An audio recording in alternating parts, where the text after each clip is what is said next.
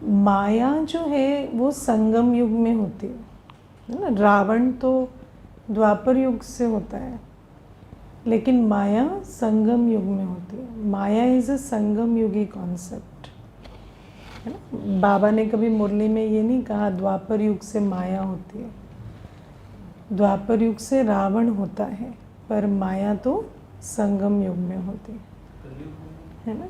नहीं, संगम युग में माया मनस, जब बाबा है, श्रीमत है, तभी माया की बात आती है। क्योंकि दुनिया में तो समझते धन माया है, लेकिन बाबा कहते धन माया नहीं है। ये तो जब हम बाबा के बनते हैं, और जैसे कल भी क्लास में समझा रहे थे ना कि माया का काम है श्रीमत पर ना चलने देना, श्रेष्ठ कर्म ना करने देना, है ना। तो माया विभिन्न प्रकारों से आती है। तो जैसे कल की क्लास में मुख्य ये समझ रहे थे कि जब माया का प्रभाव होता है तो तन मन धन सफल ही नहीं करते, है ना, करेंगे ही नहीं। कितना भी सुनेंगे, लेकिन योग के बारे में रोज़ सुनेंगे पर उठेंगे ही नहीं, योग करेंगे ही नहीं, है ना। पवित्रता के बारे में रोज़ सुनेंगे, लेकिन पवित्र बनेंगे नहीं। सेवा के बारे में रोज़ सुनेंगे पर सेवा करेंगे नहीं। तो क्या ऐसा है जो करते ही नहीं?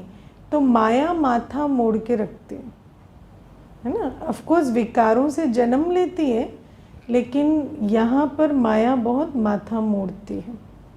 और फिर बाबा आज जो बात कर रहे हो तो रॉयल रूप की माया है ना। उनको जो माया पकड़ती है जो सब कुछ करते हैं। एक होते हैं जो माया करने ही नहीं देती, तो करने ही नहीं देती वो तो माया का एक रूप है कि करने ही नहीं देती। लेकिन दूसरा रूप है माया का कर रहे हैं सब कुछ, लेकिन उस करने में फिर मेरापन आ जाएगा ना। करते करते फिर दूसरों के जज बनना शुरू कर देंगे। तो कर रहे हैं लेकिन करके भी सफल नहीं हो रहा, है ना। उस दिन बाबा ने, मुझे याद है अभी 3 सप्ताह पहले शायद एक मुरली चली थी, संडे की वाणी थी। तो बाबा ने उसमें बहुत अच्छी बात कही थी कि जब कोई आत्मा जो है वो सब कुछ कर रही है पर उसके संकल्प बहुत व्यर्थ चल रहे हैं, तो उसको जो दुआएं मिल रही हैं वो दुआएं भी वो रिसीव नहीं कर पाते, है ना। जैसे आज बाबा ने बात कही ना वरदान में कि दिव्य बुद्धि पर पर्दा पड़ गया है, मनमत का, कुसंग का, है ना।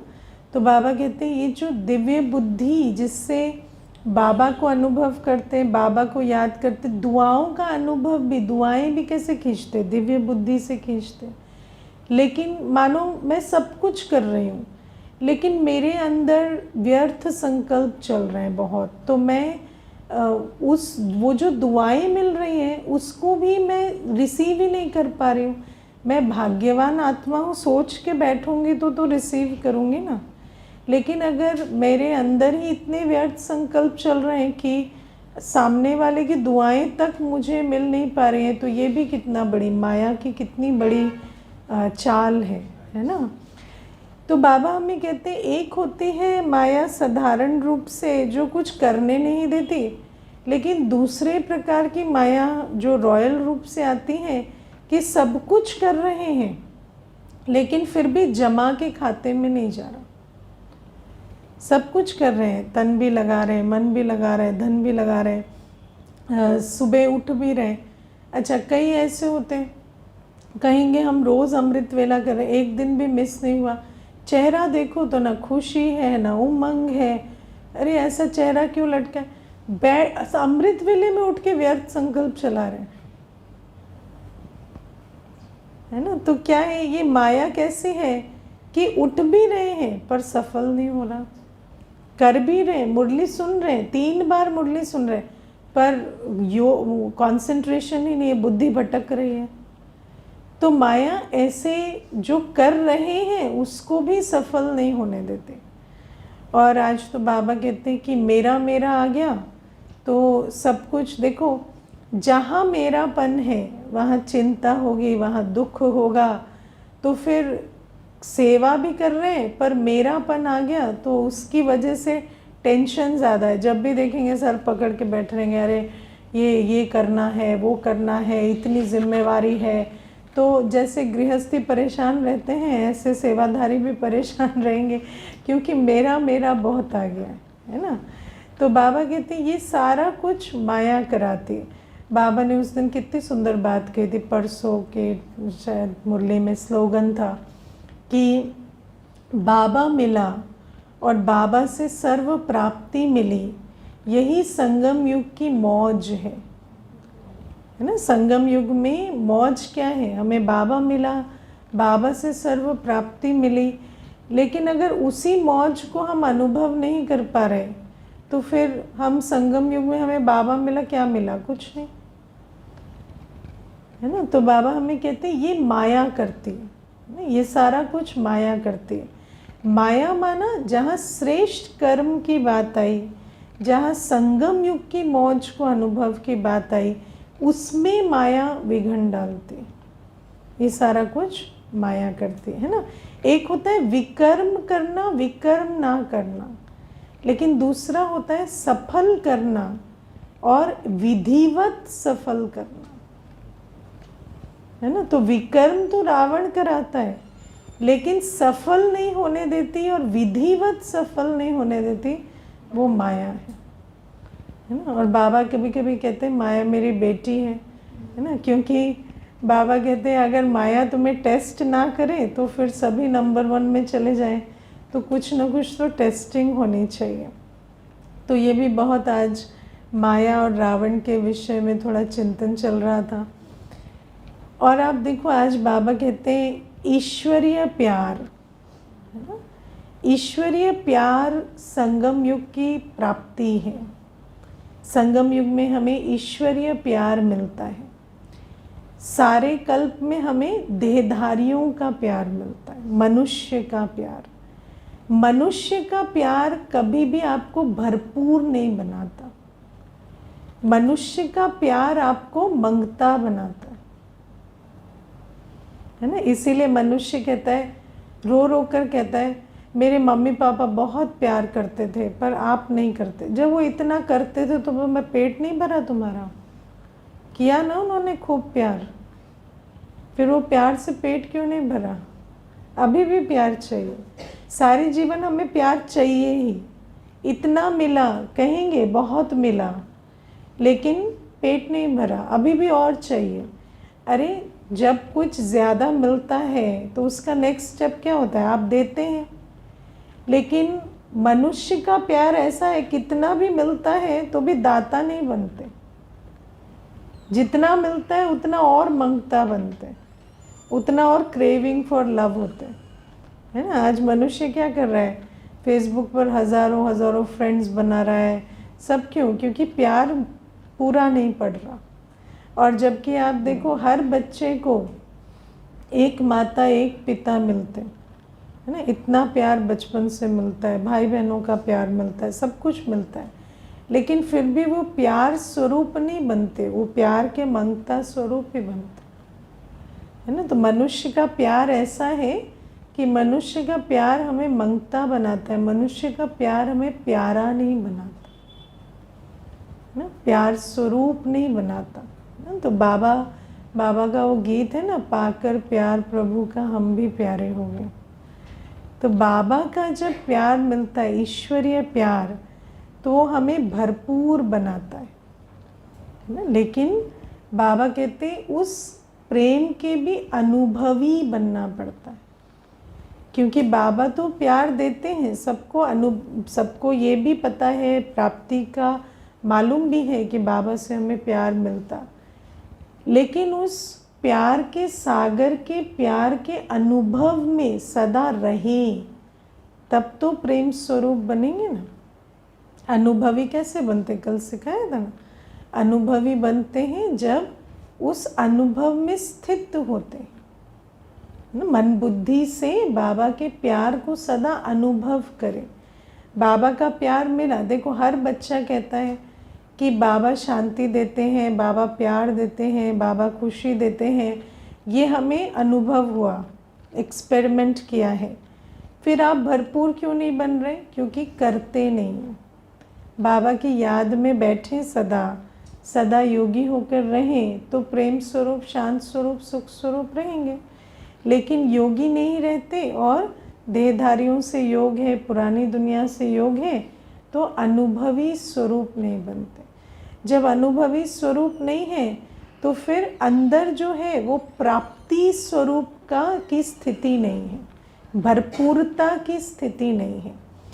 अब एक चीज़ जो हमें समझनी है, सेवा जो है, सेवा एक बाई प्रोडक्ट है प्राप्ति स्वरूप का। सेवा क्या है? जो आपके पास है वो आप दे रहे हैं। सेवा कैसे होती है? जो आपके पास है वो आप दे रहे हैं। बाबा से आपको प्यार मिला है, प्यार दे रहे हैं। बाबा से ज्ञान मिला है, ज्ञान दे रहे हैं, है ना। बाबा से शक्ति मिली है, शक्ति स्वरूप होकर चल रहे हैं। तो सेवा बाय प्रोडक्ट है प्राप्तियों का, है ना। जब प्राप्ति स्वरूप होकर चलते हैं तो नेचुरल आत्मा सेवाधारी ही है। बाबा ने उस दिन भी कहा ना, पवित्र बनते हैं तो मददगार ही बनेंगे और क्या करेंगे, है ना। क्योंकि जहाँ जिससे मिला है फिर उसी की सेवा में ही लगाते हैं।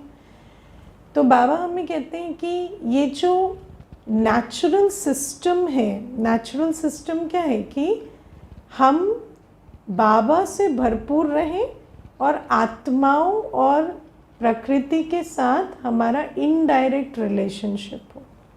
इवन सेवा में भी इनडायरेक्ट रिलेशनशिप है। निमित्त भाव मतलब इनडायरेक्ट रिलेशनशिप।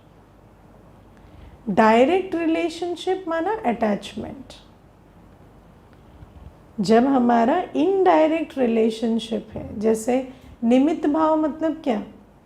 आज आप बैठे, हम बैठे, हमारा संबंध इसलिए है क्योंकि आप बाबा के घर में आए, हम बाबा के सेवा में, है ना। लेकिन जहाँ मेरे दिल में आ गया मैं आपकी सेवा कर रही हूँ, वहाँ गड़बड़ हो जाती है ना, वो निमित्त भाव खत्म हो जाता है। तो बाबा कहते हैं कि जो सेवा है वो कैसे होती है? सेवा, बाबा कहते हैं ना कि लौकिक गृहस्थ व्यवहार में भी निमित्त भाव से चलो, तो ट्रस्टी बनकर चलो। ट्रस्टी बनकर चलो माना direct relationship with Baba, indirect relationship with everyone. तो जब हम बाबा के साथ भरपूर रहते हैं, बाबा की याद से, बाबा की पालना के अनुभव से, बाबा के प्यार के अनुभव से जब हम सदा भरपूर रहते हैं तो हम नेचुरली गिवर हो जाते हैं, है ना। लौकिक में भी आपको क्या करना है? दाता बन के ही तो रहना है ना। तो वो आप नेचुरली करते हैं, चाहे सेवा में चाहे लौकिक में। सेवा भी क्या? अलौकिक को सस्टेन करना और वहाँ लौकिक को सस्टेन करना, एक ही बात है। लेकिन ये दोनों भान कैसे आएंगे? जब हम भरपूरता की स्थिति से कर्म में आए। लेकिन अगर वो नहीं होता तो फिर क्या होता? जिसके साथ आपका डायरेक्ट संबंध है वो आपके मन पर, बुद्धि पर हमेशा रहेगा। जहाँ आप डायरेक्ट संबंध बनाते हैं तो उससे आपका बुद्धि योग लग जाता है ना। जहाँ आप डायरेक्ट संबंध बनाएंगे वहाँ बुद्धि योग लग जाएगा। अटैचमेंट कैसे होती है? जो भी आपके मन पर, बुद्धि पर सवार रहेगा सारे दिन, आपको उससे अटैचमेंट हो जाएगी। ठीक है। मैं सारे दिन अगर इसके बारे में सोचती रहूं, मुझे इससे अटैचमेंट हो जाएगी। एक माइक्स के बारे में भी सोचती रहूँगी ना, मानो ये ढीला है तो मैं क्लास कराते कराते सोच रही हूँ कि ये ढीला है, गिर ना जाए, गिर ना जाए। तो फिर थोड़ी देर के बाद ऐसे क्लास कराने मेरा संकल्प जाएगा ये ठीक है। क्योंकि आप जितना किसी भी चीज़ के बारे में सोचेंगे वो आपकी मन बुद्धि के साथ, जहाँ आपका मन बुद्धि इन्वेस्ट होता है वहाँ आपकी अटैचमेंट बिल्ड हो जाती है। फिर वो चीज़ आपके मन बुद्धि को खींचेगी और आपको प्रभावित करेगी। ये नेचुरल लॉ है। अब जब हम भरपूर होकर सेवा नहीं करते, है ना, चाहे लौकिक में भी आप ट्रस्टी बनकर चल रहे, ट्रस्टी भी कैसे बनेंगे? जब भरपूरता है तो ट्रस्टी बनेंगे, वरना क्या होगा, आप जिसके प्रति जो कर रहे हैं वो आपके माइंड में हमेशा चलेगा ना। जो जिस आत्मा के लिए भोजन बना रहे हैं, जिसके लिए कार्य कर रहे हैं, वो आपके माइंड बुद्धि में हमेशा चलेगा, तो उसके साथ आपकी अटैचमेंट होती जाएगी। और जहाँ अटैचमेंट हुई तो वहाँ पर तो क्या होगा, फिर चक्कर में पड़ जाएंगे। वो ठीक तो मैं ठीक, फिर वहाँ कुछ गड़बड़ तो मेरी भी दिल ऊपर नीचे हो गई, तो फिर वो सारा जो स्वराज अधिकारी वाली पोजीशन थी वो ख़त्म हो गई। फिर तो हम सारे दिन चक्कर टक्कर में आएंगे, भय लगेगा, चिंता होगी। तो ये होता है जब हम सेवा भी करते हैं तो हमें बाबा की सेवा है, सेवा किया न्यारा हुआ, उसके बारे में सोचते रहना। मानो कोई आत्मा आई है ना, उसने अपनी कहानी सुनाई, दुखी हुए, जो भी हुए, अब उस आत्मा के जाने के बाद भी मैं अगर उसके बारे में सोच रही हूँ तो वो मेरे माइंड पे चलेगी, वहाँ अटैचमेंट बिल्ड होगा। अटैचमेंट अगर बिल्ड हुआ तो फिर कल वो मैसेज उसका नहीं आया, या 2 घंटे फ़ोन नहीं आया, या कोई भी बात नहीं, तो उसकी चिंता मुझे पड़ जाएगी, है ना। लेकिन अगर मैं ही चिंता करूँगी तो फिर उसको शुभ भावना और शक्ति कौन देगा? तो हम तो चिंता करने के लिए नहीं बैठे ना, हम तो शुभ भावना और शक्ति देने के लिए बैठे। लेकिन अगर उसका चिंतन मेरे माइंड में चलेगा तो फिर शुभ भावना और शक्ति कहाँ से आएगी? वो तो बाबा से आनी थी। तो बाबा हमें इसीलिए कहते हैं कि ये जो ईश्वरीय प्यार में लवलीन रहना पड़ेगा। बाबा के प्यार में जितना बाबा के साथ योग युक्त रहेंगे ना, उतना हमारे अंदर निमित्त भाव होगा। और अगर निमित्त भाव नहीं है, लगाव हो गया है, तो लगाव हो गया तो फिर किसी काम के नहीं रहेंगे, है ना। मानो कोई भी चीज़ है, सेवा संभालते हैं, भोजन की सेवा संभालते हैं, भंडारी की सेवा संभालते, कोई भी सेवा संभालते, लेकिन अगर सेवा करते ईश्वरीय शक्ति नहीं है, बाबा के बल से नहीं चल रहे, तो फिर क्या होगा? उस सेवा के सेवा से ही अपना न्यूट्रिशन ले रहे हैं ना। सेवा ठीक तो हम ठीक, है ना, वहाँ सब ठीक तो हम ठीक, तो फिर वहाँ जब ऊपर नीचे होगा तो अपनी स्थिति में भी ऊपर नीचे डेफिनेटली होगा, है ना। तो इसीलिए आज ये निमित्त भाव, न्यारा और प्यारा पर बहुत अटेंशन खिंचवाया गया है। ये रॉयल रूप की माया आती है जब हम सेवाधारी बनते हैं ना। लेकिन बाबा हमें ये कहते हैं कि अब जैसे सेवाधारी बने, है ना, कई मानो भोजन की सेवा आपको दे दी, अब भोजन की सेवा आपको दे दी, लेकिन वहाँ निमित्त भाव नहीं है, तो क्या होगा? कोई भी उस भंडारे में फिर प्रवेश करेगा तो ये ऐसे क्यों कर रहे हैं, वो वैसे क्यों कर रहे हैं, लेकिन 4 आत्माएं, 4 बहनें एक साथ सेवा कर रही हैं, तो उसमें फिर क्या होता? न्यारापन नहीं रहता, फिर वहीं पर ही चक्कर टक्कर सब शुरू हो जाए। तो इसीलिए ये जो सेवा है या ट्रस्टी बनकर लौकिक व्यवहार में चलना है, ये बाई प्रोडक्ट है भरपूर स्थिति का। लेकिन अगर भरपूरता नहीं है, खाली है, तो कहीं भी चिपक पड़ेंगे, कहीं भी अटैचमेंट हो जाएगा, है ना। और फिर बाबा कहते हैं, फिर जब ये जो, और जब अटैचमेंट होती है तो अटैचमेंट की निशानी क्या है? एक्स्ट्रा, व्यर्थ संकल्प, व्यर्थ देखना, व्यर्थ बोलना, व्यर्थ सोचना, ये सारा अटैचमेंट की निशानी। जहाँ अटैचमेंट है वहाँ एक्स्ट्रा थॉट, एक्स्ट्रा बोल, एक्स्ट्रा देखना, एक्स्ट्रा सुनना, है ना। वहाँ पर फिर न्यारा नहीं हो सकेंगे किसी चीज़ से, हर चीज़ आपके माइंड पे प्ले करेगी। और जहाँ फिर वो होता है, फिर वहाँ बाबा से योग लगाने बैठेंगे तो वो जो सारा आपने इतना सारा मोमेंटम बिल्ड किया है वो सारा वहाँ पे काम आएगा। बैठेंगे लेकिन उस आत्मा ने क्या कहा, उसने ऐसे कर्म किए, उसने ये फेंक दिया, वो कर दिया, ये सारा आपके माइंड में चलेगा और फिर योग और युद्ध का सिस्टम शुरू होता है। है ना। लेकिन बाबा कहते हैं ईश्वरीय समझदारी, ईश्वरीय समझदारी क्या होती है? ईश्वरीय समझदारी होती है न्यारा और प्यारा होकर चलना। लेकिन ईश्वरीय समझदारी की जगह कौन सी समझदारी आ जाएगी कि अच्छा मुझे ही नहीं पता, मैं 20 साल से सेवा कर रही हूँ, मुझे ही नहीं पता, आज इनको पता है, हमें अटैचमेंट हो गई है ना। ये वेस्ट किए जा रहे हैं और हम सोचे भी ना, हम बोले भी ना, है ना। तो ये ईश्वरीय समझदारी की जगह ये वाली समझदारी फिर काम करने लगती है, जहाँ संगम युग का कोई सुख नहीं है, जहाँ वही जो खिटखिट, चिंता, चिंतन, व्यर्थ सब कुछ चल रहा है, लेकिन उसके बाद भी कहेंगे नहीं हमारी क्या गलती है, हम ऐसी क्या गलती कर रहे हैं, बात तो हम तो योगी भी हैं, ज्ञानी भी हैं, सेवाधारी भी हैं, और ये गलती कर रहे हैं तो हम सोचे भी ना, है ना। लेकिन बाबा कहते हैं कि गलती किया, आपने इशारा दिया, लेकिन चिंतन क्यों चलता है, चिंता क्यों होती है, भय क्यों लगता है, टेंशन क्यों होती है? ये जो चिंता होती है, भय लगता है, टेंशन होती है, ये सारे लगाव की निशानी। लेकिन सब कुछ करेंगे और कहेंगे हमारी क्या गलती है, हम तो अब सेवा में, इतनी टेंशन तो होती ही है, इतना ये तो होता ही है, लेकिन सेवा में है ना, अब आपको टेंशन क्यों होती है? तो बाबा का, ठीक है ना। तो वहाँ मेरापन आ गया है, और मेरापन आया है तो फिर संगम युग की मौज नहीं है ना, संगम युग की मौज नहीं है, और फिर कर्म की गति भी श्रेष्ठ नहीं रहती, है ना। एक जगह से चिढ़ के आएंगे, दूसरी जगह गलती करेंगे और नुकसान करेंगे, क्योंकि वो हैंगओवर है, एक गलती का प्रभाव दूसरी गलती में ऐसे चलता रहता है।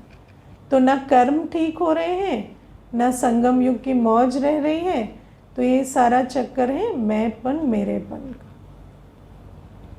है ना। तो फिर क्या संगम युग में आके किया, है ना। जैसे गृहस्थियों को दुख हो रहा है और परेशानी हो रही है और उस कारण से बीपी बढ़ रहा है, यहाँ भी बढ़ रहा है ना। तो हम भी संगम युग में आकर हमने भी क्या किया फिर? तो बाबा कहते ये है रॉयल रूप की माया, है ना। माया कैसे है ना, सब कुछ किया हुआ पानी में मिला देती है ना। माया का एजेंडा एक ही है, ये कुछ भी ना, पहले तो करे ना, कर भी लिया तो इतना मैंपन इनके अंदर भर दो कि ये इनका सफल कुछ ना हो, है ना। और फिर कोई कहेगा भी ना, आपको इतनी दुआएं हैं, आप मुस्कुराते नहीं हैं, क्या दुआएं हैं? तंग करने वाले तो 4 बैठे हैं, क्या दुआएं हैं हमें? ये सारे दिन ये शांत हो तो कोई दुआएं अनुभव करे ना। तो ये क्या है? ये सारा मेरापन, और उस कारण से जितनी परेशानियां होती हैं। तो बाबा हमें इससे सावधान करते कि जब कोई भी चीज़ है तो वो बाबा की है, चाहे लौकिक है चाहे अलौकिक है, उसमें हमें, वो हमारे लिए एक अपॉर्चुनिटी है। जब आप भरपूर हैं तो आप सेवा कर कर भाग्य बनाएं। बाबा ने हमें इतना दिया है तो हम सेवा कर कर भाग्य बनाएं। ये संगम युग का वरदान है हम बच्चों, हम उस वरदान का लाभ लें। लौकिक में भी अलौकिक में भी दोनों प्रकार से हम दाता बनकर चलें, है ना। वहाँ दाता बनकर चलते हैं, कर्मों के हिसाब किताब चुक्त होते हैं, यहाँ दाता बनकर चलते हैं, हमारा भाग्य जमा होता है। लेकिन हमें कहीं भी अटैच नहीं होना है, और अटैचमेंट की निशानी है चिंता, दुख, भय। ये आया माना आपको अटैचमेंट हो गई, ठीक है। चिंतन चलेगा, क्यों नहीं चलेगा? कोई काम करना है तो चिंतन तो चलेगा ना। लेकिन चिंतन चला, काम हुआ, उपराम हुआ। लेकिन वो अगर लिंगर कर रहा है माइंड में तो वहाँ अटैचमेंट। जो चीज़ जिस समय है उसको आपने किया, ख़त्म किया, गए ना। सामने कोई रो रहा है तो उस समय ऐसे न्यारे होकर थोड़ी बैठेंगे, जाके उसको कंफर्ट भी करेंगे, उसको ये भी कहेंगे नहीं बाबा है, क्यों ऐसे चिंता करते हो, ऐसी कोई बात नहीं है, सब ठीक होगा। लेकिन जैसे ही वो गया तो फिर उसके बारे में चिंता करना, वर्णन करना, है ना, दूसरे को भी जाके बताना, देखो दुख कितना बढ़ गया है, अभी देखो उसको कितनी परेशानी थी। तो फिर अपने अंदर भी जैसे उद्गार आ रहे हैं, ये सब क्या है? ये सब देह अभिमान है ना। बाबा के लिए कोई चीज़ बनाते हैं, कोई चीज़ करते हैं, सब कुछ है। ईश्वरीय सेवा में कंस्ट्रक्शन भी होते हैं, खरीदारी भी होती है, सब कुछ होती है। पर कोई चीज़ खरीद कर लाए, सेंटर के लिए भी लाए, लेकिन फिर बाद में चले कितनी सुंदर थी ना, कितने अच्छे रेट में मिल गई ना, कितना अच्छा हुआ ना, है ना। फिर कल उस चीज़ को उठाकर कहीं और रख दिया है और दूसरी चीज़ को वहाँ रख दिया। इतनी सुंदर लेकर आए थे, पता नहीं क्यों उसको उठा के वहाँ रख दिया, है ना। फिर वहाँ जा जा के उसको देखते रहेंगे। तो ये क्या है? ये सारा अटैचमेंट हो गया है ना। कोई चीज़ जब सेवा होती है, सेवा में हर प्रकार की सेवा होती है, लेकिन सेवा किया, न्यारा हुआ, है ना। बाबा को स्थान भी चाहिए, बाबा को सामान भी चाहिए, बाबा को सब कुछ चाहिए, सेवा में क्या नहीं चाहिए, लेकिन हर चीज़ किया और न्यारा हुआ। इसको कहेंगे कि हाँ, निमित्त बनकर सेवा किया, है ना। निमित्त भाव मतलब ये नहीं होता हमें क्या मतलब है, हम तो दरी पे बैठ जाएंगे, हम तो ये कुर्सी खरीदने की क्या ज़रूरत है, ये खरीदने की क्या ज़रूरत है, वो नहीं, है ना। क्यों दरी में बैठेंगे, कुर्सी क्यों नहीं खरीदेंगे खरीदो, है ना। वैसे भी क्या करेंगे धन का, वैसे भी तो इधर उधर वेस्ट ही होगा ना। तो क्यों नहीं कोई चीज़ खरीदी जाएगी, क्यों नहीं बनाई जाएगी। ईश्वरीय सेवा में तो जितना सफल होगा उतना अच्छा, लेकिन सफल किया, न्यारा हुआ। तो इसको कहते हैं न्यारा और प्यारा होकर चलना। तो और कई बार बाबा जो कहते हैं अति न्यारा, अति न्यारा मतलब मुझे क्या मतलब है, मुझे क्या करना है ना। आप करो, आप करो, आप करो, आप करो, माना आपको संगम युग में भाग्य नहीं बनाना है, या आपको भी तो बनाना है। तो अति न्यारा होके बैठ जाएंगे, है ना। या फिर अति प्यारा, हर चीज़ में संकल्प चल रहे, सोते संकल्प चल रहे, उठते संकल्प चल रहे, वो अति प्यारा हो जाता है। एंड अति इज़ नॉट गुड, अति किसी चीज़ की भी अच्छी नहीं। तो न्यारा और प्यारे का बैलेंस, है ना। जो बाबा के प्यार में जो करना है, बाबा ने इतना प्यार से भरपूर किया है, तो जो करना है वो करना भी है और फिर न्यारा भी हो जाना है, उसमें लगाव भी नहीं होना चाहिए ना। फिर चेक कैसे हो कि हम न्यारे प्यारे हैं या हम लगाव की माया में फंसे हुए हैं, है ना। तो मान लो आपको कोई ब्लेम कर देता है कभी, आपके अंदर तो मेरापन आ गया है, मान लो मैंने ही कह दिया आपके अंदर तो मेरापन है ना। तो आप क्या करोगे, मुझे कैसे प्रूफ दोगे कि मेरे अंदर मेरापन नहीं है? छोड़ दोगे उस चीज़ को। मैंने कहा आपके अंदर मेरापन आया है तो भोग की थाली लेके जा रहे हैं, उसको वहीं छोड़ दो। नहीं है मेरे अंदर मेरापन, मुझे कुछ नहीं करना है, मुझे जाना है। उस समय अपने को चेक करना, मुझे बुरा लगा, मुझे क्रोध आया, मुझे भय लगा, मुझे ये लगा कि आज ये मुझसे छीन लेंगे क्योंकि इनको लग रहा है मेरे अंदर मेरापन आ गया है। अगर भय लगा तो है मेरापन, है ना। लेकिन अगर नहीं है मेरापन तो शांत रहेंगे और अपना काम करते रहेंगे, ठीक है। तो मेरापन को प्रूव करने के लिए ये भी नहीं करना होता कि किसी ने आपको कहा तो आप वहाँ रिएक्शन देने लगो या छोड़ छाड़ के चले जाओ कि प्रूव करने के लिए कि मेरे अंदर मेरापन नहीं है ना। वो भी मेरापन नहीं है का प्रूफ नहीं, वो भी देह अभिमान है। और कई बार व्यक्ति जानबूझ के भी आपके देह अभिमान को ठेस पहुंचाएगा क्योंकि उसको आपको उस सेवा से हटा देना है, समझे। तो तो ऐसे नहीं कि कोई चाल चले और आप उसमें फंस जाओ, है ना। तो मेरापन मतलब आपको लगाव है तो आपको दुख होगा, भय होगा, पीड़ा होगी। अब मानो कोई फोर्स यूज़ करे, फोर्स यूज़ किया और आपको डर लगा कि ये छिन जाएगा, तो वहाँ भी मेरापन, ना खोने का डर हो गया, वो मेरापन। खोने का डर आया माना मेरापन। जहाँ अटैचमेंट होगा वहाँ फियर ऑफ लॉस होगा।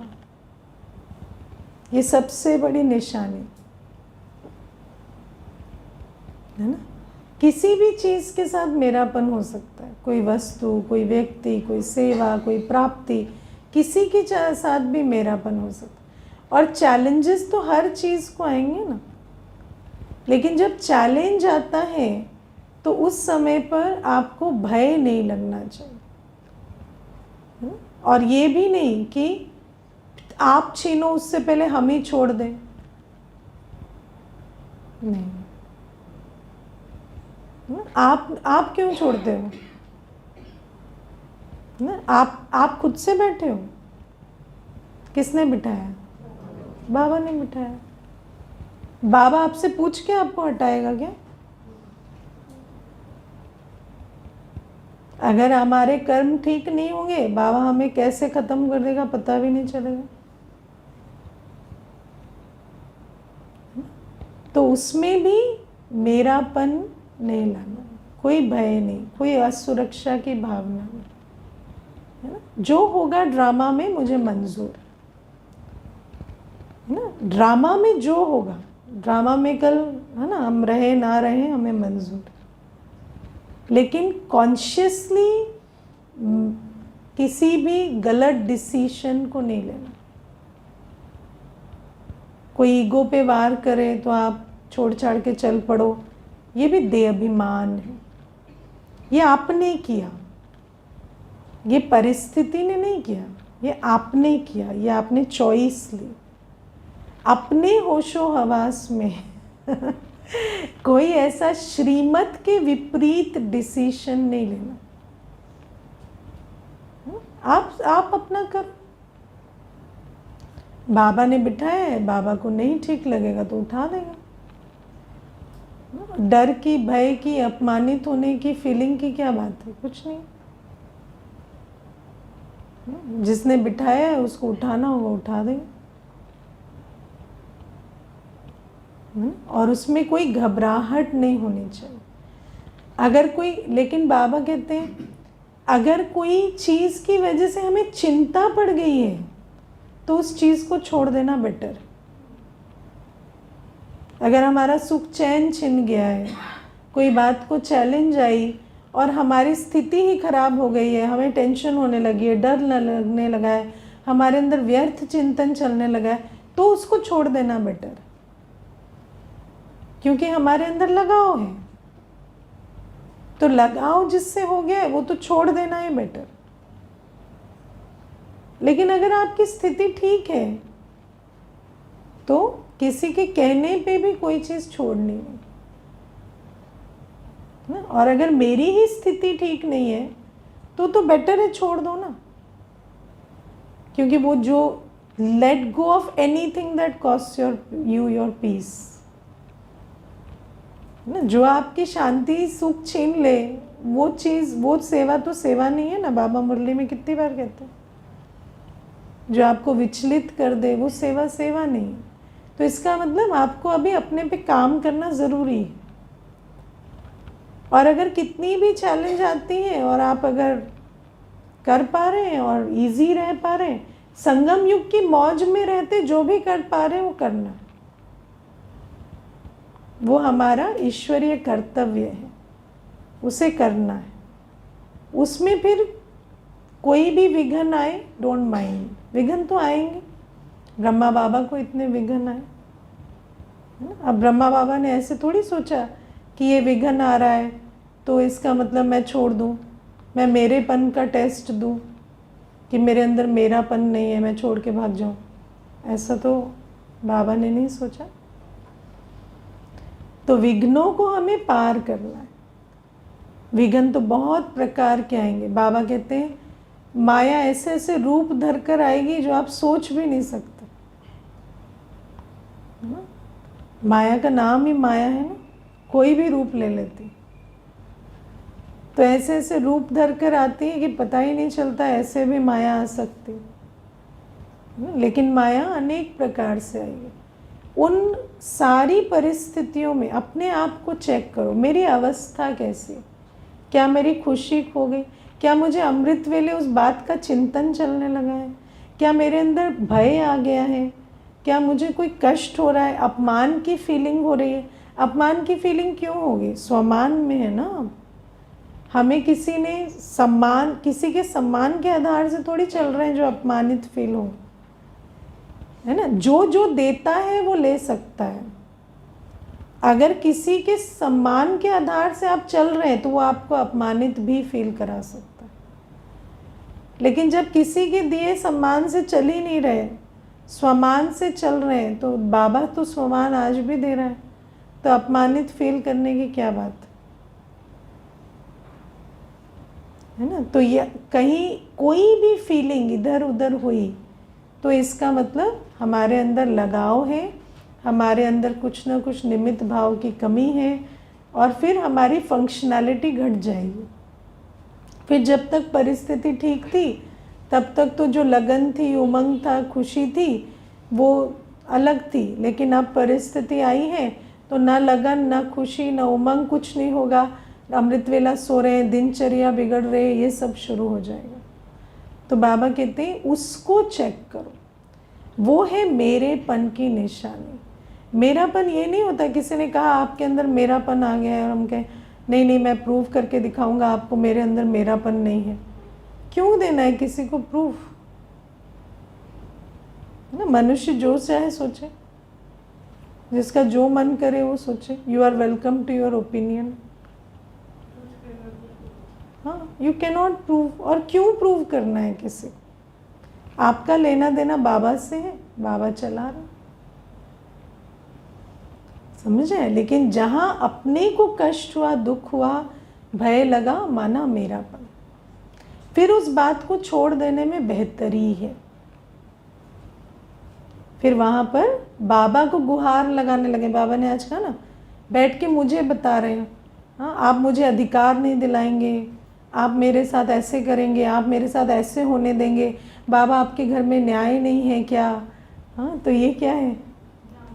हाँ, माना आप बहुत तकलीफ में आ गए।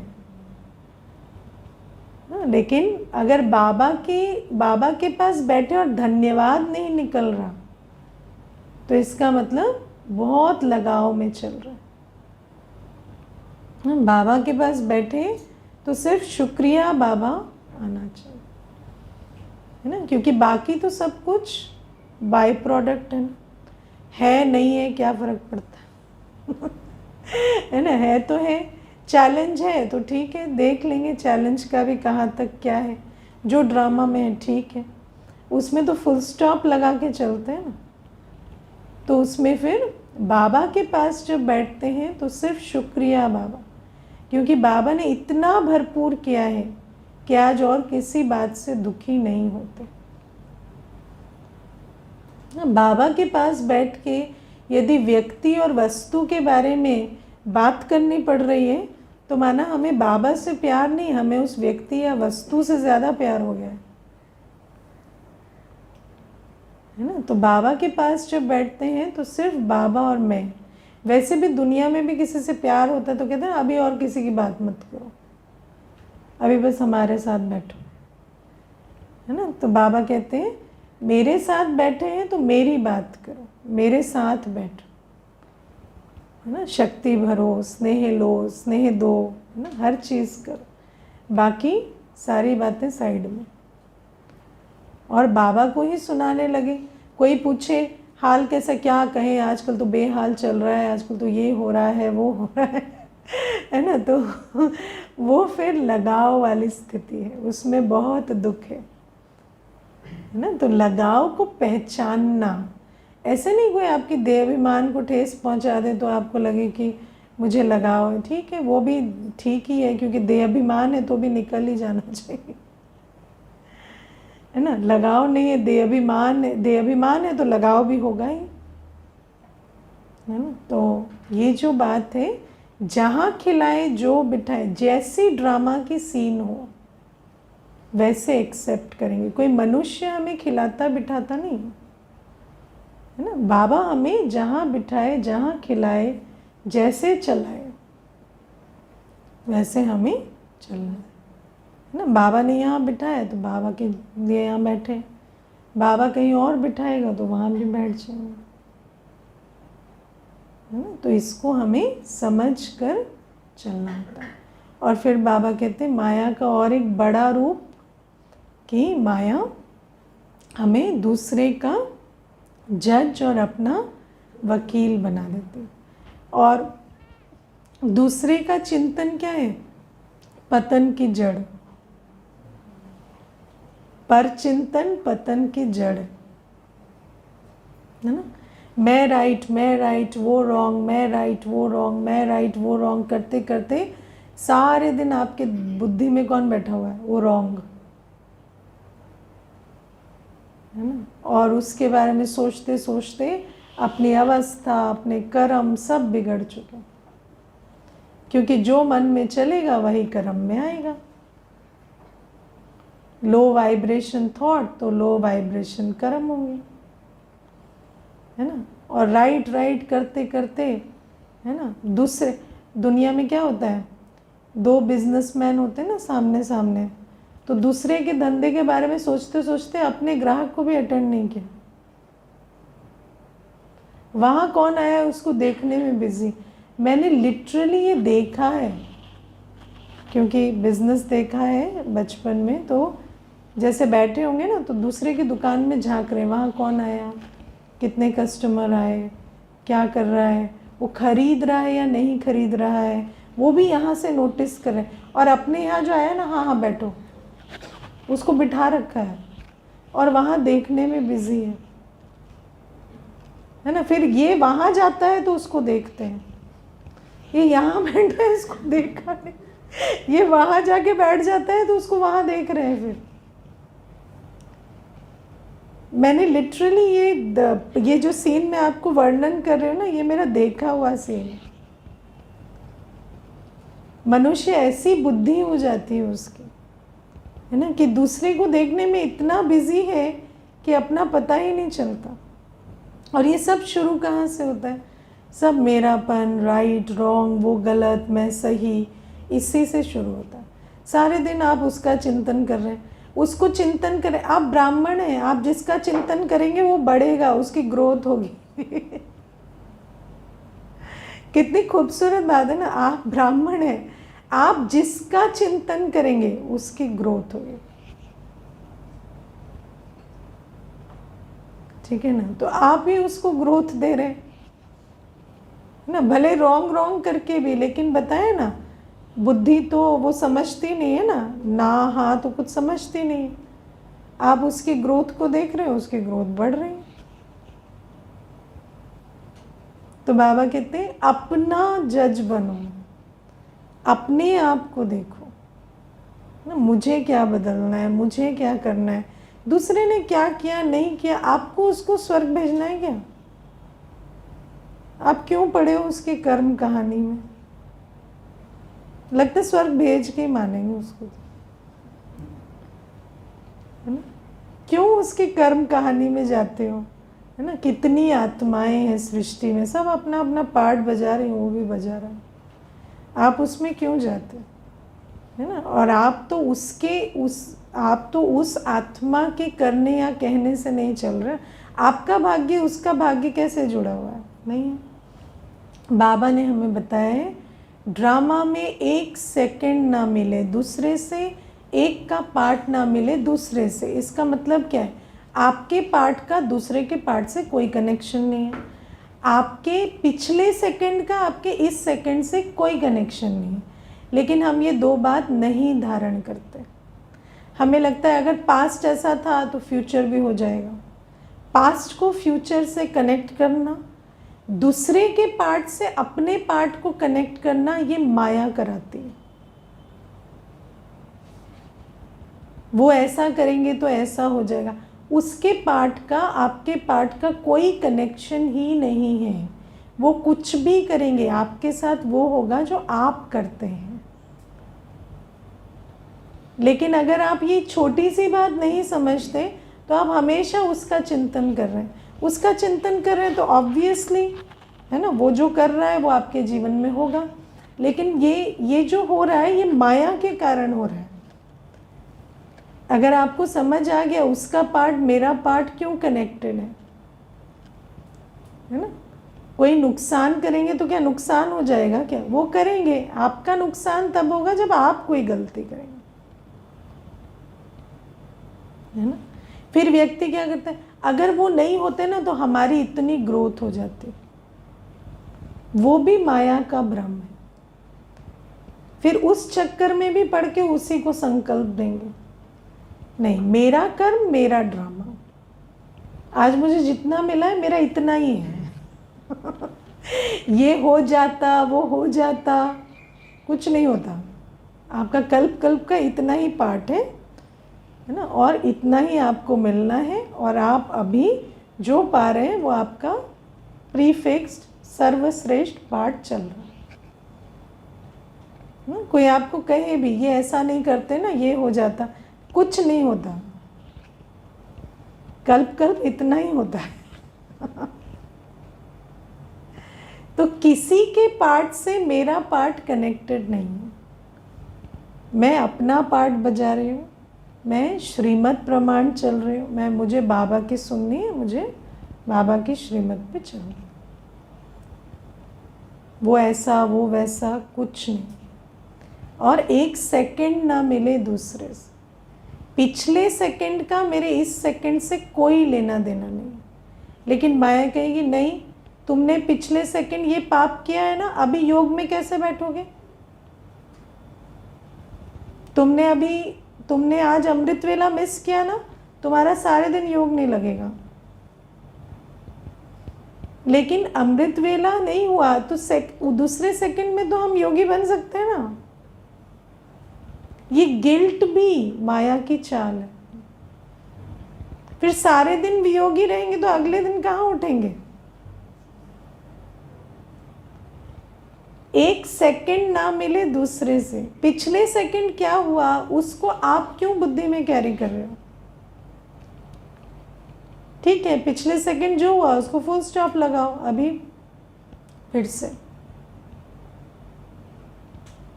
मैं आत्मा मेरा बाबा। इसीलिए ज्ञान को बहुत धारण करके चलना पड़ेगा, नहीं तो माया बेटी बाबा अपना अपॉइंटेड काम करती रहती है ना। ये नहीं समझ रहा है, इसको पिटाई करो निकालो, है ना।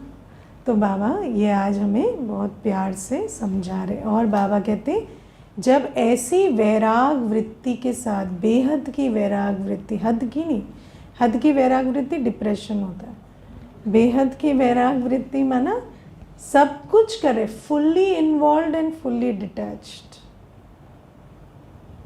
बेहद की वैराग वृत्ति माना fully involve and fully detached, है ना। देखने वाले को लगेगा कि ना ये इतने इन्वॉल्व है ना, अभी कुछ हो जाएगा तो ये हिल जाएंगे, लेकिन फुल्ली डिटैच्ड है, कुछ बात से हिलेंगे।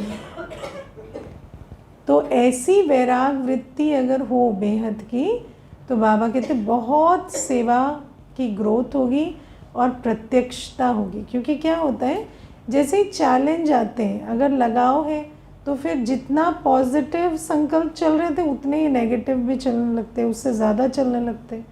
तो वही आत्मा जो स्थापना का कार्य करे वही माया का काम भी करने लगती है ना। वही जो बाबा से योग लगा कर चल रहे थे उनका माया से भी योग पूरा लग जाता है। तो इसीलिए तो ऊपर नीचे हो रहे हैं, तो सीढ़ी चढ़ेंगे कैसे? तो इसीलिए बाबा कहते हैं जो प्रत्यक्षता होनी चाहिए वो नहीं हो रही।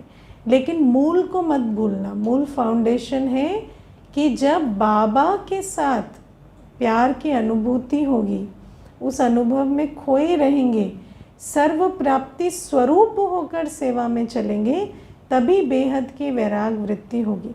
क्योंकि अगर राग वहाँ नहीं है तो यहाँ से वैराग नहीं होगा, कहीं तो अटैच होंगे। अगर वहाँ अटैचमेंट नहीं है तो यहाँ होगा ही होगा। अगर वहाँ से एंटरटेनमेंट नहीं मिल रहा तो यहाँ के एंटरटेनमेंट में फंसेंगे। इसीलिए बाबा ने हमें कहा है जब डायरेक्ट बाबा से तब यहाँ इनडायरेक्ट होगा। ओके, ओम शांति।